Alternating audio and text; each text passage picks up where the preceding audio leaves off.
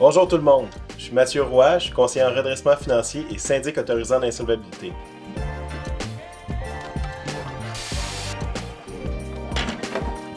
L'autre jour, j'ai un client qui est venu me voir, il me dit « Mathieu, j'ai beaucoup de dettes, je sais plus quoi faire, je veux vraiment finir avec tout ça. » C'est là que j'ai parlé de la proposition de consommateur.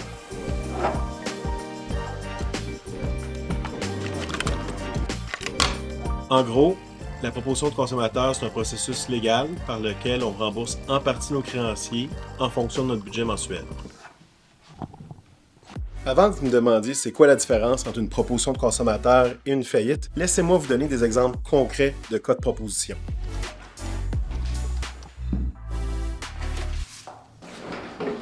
Ce qui est bien de la proposition, c'est que ça couvre pas mal tous les types de dettes. Que vous ayez des cartes de crédit impayées, des prêts en souffrance, des vieilles factures d'hydro qui traînent, tant que c'est à votre nom, c'est inclus dans la proposition.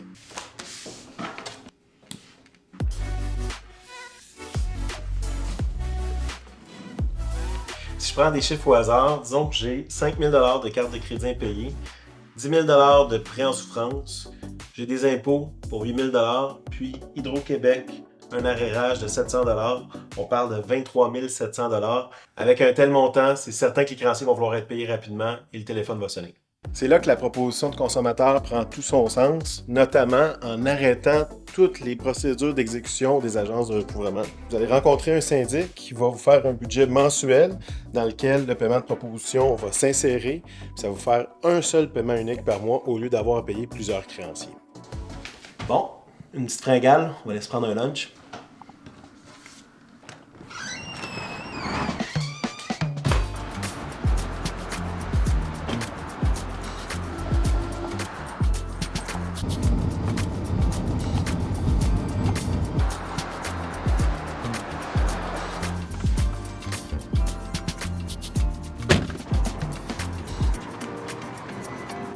Dans la 10 pouces.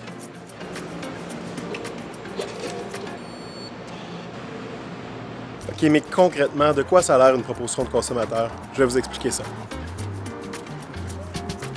Généralement, le processus de proposition va débuter avec une rencontre avec un syndic autorisé qui va déterminer avec vous si la proposition s'applique à votre dossier. Si c'est le cas, vous allez faire un budget avec lui, les revenus, les dépenses. Il va déterminer quel est le montant que vous pouvez allouer à une proposition dans votre budget. Une fois que le montant est déterminé, on prépare les documents officiels, vous signez le tout, c'est envoyé aux créanciers. Dans la mesure où 50% ou plus d'entre eux acceptent, voilà, vous avez une proposition qui est acceptée.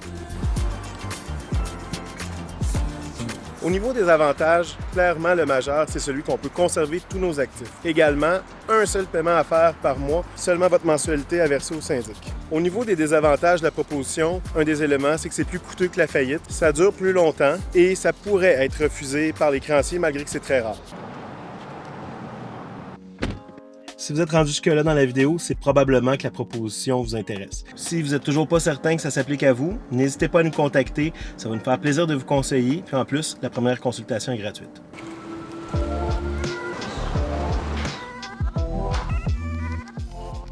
Sur ce, fini les dettes.